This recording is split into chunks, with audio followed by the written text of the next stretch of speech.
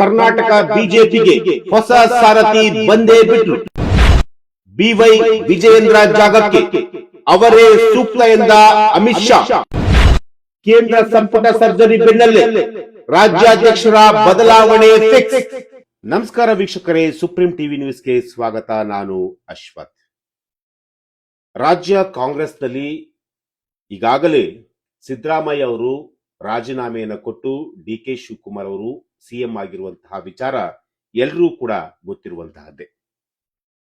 ರಾಜ್ಯ ಕಾಂಗ್ರೆಸ್ನಲ್ಲಿ ಅಧಿಕಾರದ ಹಂಚಿಕೆ ಅಥವಾ ಅಧಿಕಾರದ ಕಿತ್ತಾಟ ಅಥವಾ ಅಧಿಕಾರದ ವಿಚಾರಕ್ಕೆ ಸಂಬಂಧಪಟ್ಟಂತೆ ಮನಸ್ತಾಪಗಳು ಸದ್ಯದ ಮಟ್ಟಿಗೆ ಸ್ವಲ್ಪ ಕಡಿಮೆ ಆಗಿರುವಂತಹದ್ದು.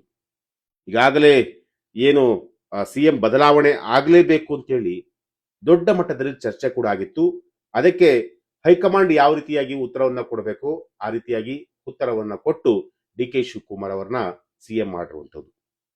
ಅದೇ ರೀತಿ ಬಿಜೆಪಿಯಲ್ಲೂ ಕೂಡ ರಾಜ್ಯಾಧ್ಯಕ್ಷರ ಬದಲಾವಣೆ ಆಗಬೇಕು ಅಂತಂತೇಳಿ ಒಂದು ಬಣ ನಿರಂತರವಾಗಿ ಕಸರತ್ತನ್ನ ಮಾಡ್ತಲೇ ಇತ್ತು. ಈಗ ಅದಕ್ಕೆ ಕಾಲ ಕೂಡಿ ಬಂದಿರುವಂತಹದ್ದು. ಕರ್ನಾಟಕ ಬಿಜೆಪಿ ಪಕ್ಷಕ್ಕೆ ಹೊಸ ಸಾರಥಿಯನ್ನ ನೇಮಕ ಮಾಡುವಂತಹ ಒಂದು ಕಾಲ ಈಗ ಬಂದಿರುವಂತಹದ್ದು. ಸದ್ಯ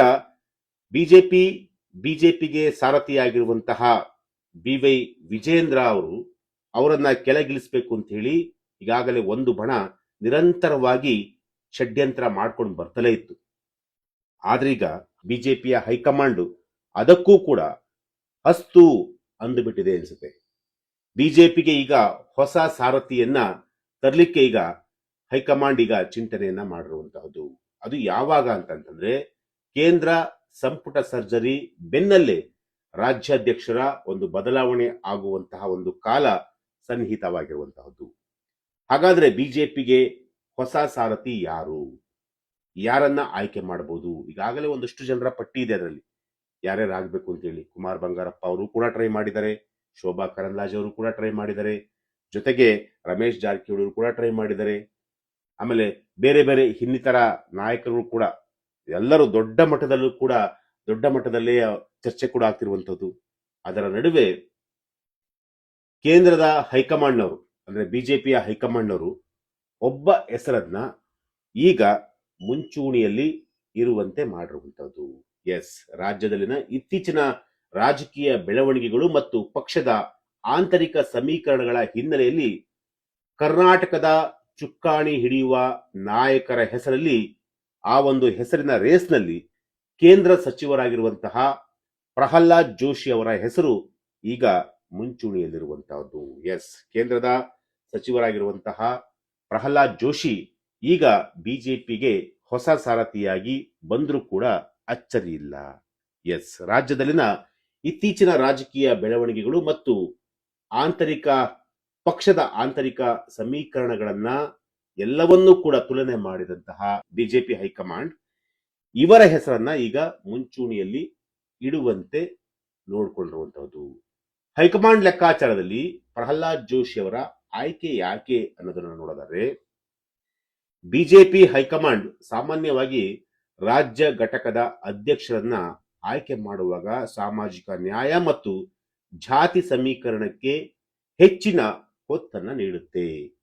ಲಿಂಗಾಯತ ಅಥವಾ ಒಕ್ಕಲಿಗ ಸಮುದಾಯದ ಪ್ರಭಾವಿ ನಾಯಕರ ನಡುವೆ ಬ್ರಾಹ್ಮಣ ಸಮುದಾಯದ ಮುಖವಾಗಿ ರಾಷ್ಟ್ರೀಯ ಇಮೇಜ್ ಹೊಂದಿರುವಂತಹ ಪ್ರಹ್ಲಾದ್ ಜೋಶಿ ಅಂದ್ರೆ ರಾಷ್ಟ್ರೀಯ ಇಮೇಜ್ ಅನ್ನ ಹೊಂದಿರುವಂತಹ ಪ್ರಹ್ಲಾದ್ ಜೋಶಿ ಅವರು ಪಕ್ಷದ ಅಜೆಂಡವನ್ನ ತಳಮಟ್ಟಕ್ಕೆ ಕೊಂಡೊಯ್ಯಲು ಮತ್ತು ಎಲ್ಲಾ ಸಮುದಾಯಗಳನ್ನ ಒಟ್ಟಾಗಿ ಒಗ್ಗೂಡಿಸಿ ಸಮತೋಲನ ಕಾಯ್ದುಕೊಳ್ಳಲು ಸೂಕ್ತ ನಾಯಕ ಅಂತಂತೇಳಿ ಈಗ ಬಿಜೆಪಿಯ ವರಿಷ್ಠರು ಭಾವಿಸಿದ್ದಾರೆ.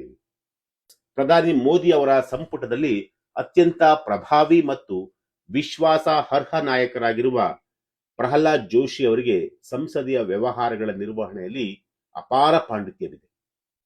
ಇವೆಲ್ಲಕ್ಕಿಂತ ಮಿಗಿಲಾಗಿ ಅವರಿಗೆ 2014ರಿಂದ 2016ರ ಅವಧಿಯಲ್ಲಿ ಕರ್ನಾಟಕ ಬಿಜೆಪಿ ಅಧ್ಯಕ್ಷರಾಗಿ ಯಶಸ್ವಿಯಾಗಿ ಕೆಲಸ ಮಾಡಿದ ಒಂದು ಪೂರ್ವ ಅನುಭವ ಕೂಡ ಇದೆ.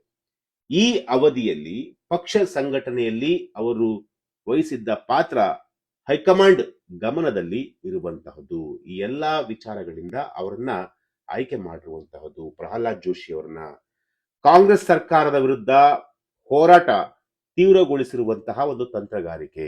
ಎಸ್, ಬಿಜೆಪಿಯಲ್ಲಿ ಅಧ್ಯಕ್ಷರ ಬದಲಾವಣೆ ಅಥವಾ ನೇಮಕಾತಿಗಳು ಕೇವಲ ವೈಯಕ್ತಿಕ ಇಚ್ಛೆಯಲ್ಲ, ಬದಲಾಗಿ ರಾಷ್ಟ್ರೀಯ ನಾಯಕತ್ವದ ಒಂದಷ್ಟು ದೂರ ಚಿಂತನೆಯ ಭಾಗವಾಗಿರುತ್ತದೆ. ಪ್ರಹ್ಲಾದ್ ಜೋಶಿ ಅವರ ಹೆಸರು ಮುಂಚೂಣಿಯಲ್ಲಿರಲು ಪ್ರಮುಖ ಕಾರಣ ಏನಪ್ಪಾ ಅಂತಂದ್ರು, ಅವರು ಕೇಂದ್ರದಲ್ಲಿ ಪ್ರಭಾವಿ ಸಚಿವರಾಗಿ ಗುರುತಿಸಿಕೊಂಡಿರುವುದರಿಂದ ರಾಜ್ಯದ ಪ್ರಸ್ತುತ ಡಿ.ಕೆ. ಶಿವಕುಮಾರ್ ಅವರ ನೇತೃತ್ವದ ಆಡಳಿತಾರೂಢ ಕಾಂಗ್ರೆಸ್ ಸರ್ಕಾರದ ವಿರುದ್ಧ ಹೋರಾಟವನ್ನ ಗಲ್ಲಿಯಿಂದ ದಿಲ್ಲಿಯವರೆಗೂ ತೀವ್ರಗೊಳಿಸಲು ಮತ್ತು ಕೇಂದ್ರದ ನೆರವನ್ನ ರಾಜ್ಯಕ್ಕೆ ತರಲು ಸಹಕಾರಿಯಾಗಬಹುದು ಎಂಬುದು ಬಿಜೆಪಿಯ ಆಂತರಿಕ ವಲಯದ ಲೆಕ್ಕಾಚಾರ ಕೂಡ ಆಗಿದೆ. ಜೊತೆಗೆ RSS ಬ್ಯಾಕ್ಗ್ರೌಂಡ್ ಇರುವಂತಹ ವ್ಯಕ್ತಿ ಕೂಡ. RSS ನ ಕಟ್ಟಾಡು ಪ್ರಹ್ಲಾದ್ ಜೋಶಿ ಅವರು, ಪಕ್ಷದ ನಿಷ್ಠಾವಂತ ಕಾರ್ಯಕರ್ತ. ಸೊ ಬಿಜೆಪಿ ಪಕ್ಷದಲ್ಲಿ ಇವತ್ತು ಕೂಡ ಪ್ರಹ್ಲಾದ್ ಜೋಶಿ ಅವರಿಗೆ ಒಂದು ಇಮೇಜ್ ಇದೆ.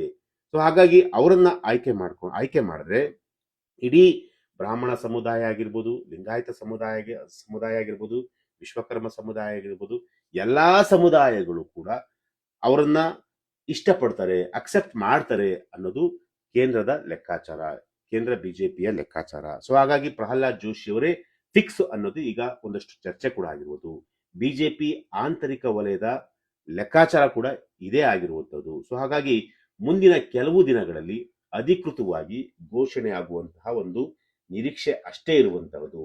ಸೊ ಹಾಗಾಗಿ ಬಹುತೇಕ ಪ್ರಹ್ಲಾದ್ ಜೋಶಿ ಅವರು ಮತ್ತೆ ಬಿಜೆಪಿ ಅಧಿಕಾರವನ್ನ, ಅಂದ್ರೆ ಬಿಜೆಪಿ ಪಕ್ಷದ ರಾಜ್ಯಾಧ್ಯಕ್ಷರ ಒಂದು ಅಧಿಕಾರದ ಚುಕ್ಕಾಣಿಯನ್ನ ಹಿಡಿಯೋದ್ರಲ್ಲಿ ಡೌಟೇ ಇಲ್ಲ ಅಂತ ಹೇಳ್ಬೋದು. ಎಸ್, ಇದು ಇವತ್ತಿನ ಒಂದು ವಿಚಾರ. ನಾಳೆ ಮತ್ತೊಂದು ವಿಚಾರದೊಂದಿಗೆ ನಾನು ನಿಮ್ಮನ್ನ ಭೇಟಿ ಆಗ್ತೀನಿ. ನಿರಂತರ ಸುದ್ದಿಗಾಗಿ ನೋಡ್ತಾ ಇರಿ supreme TV news. Thank you.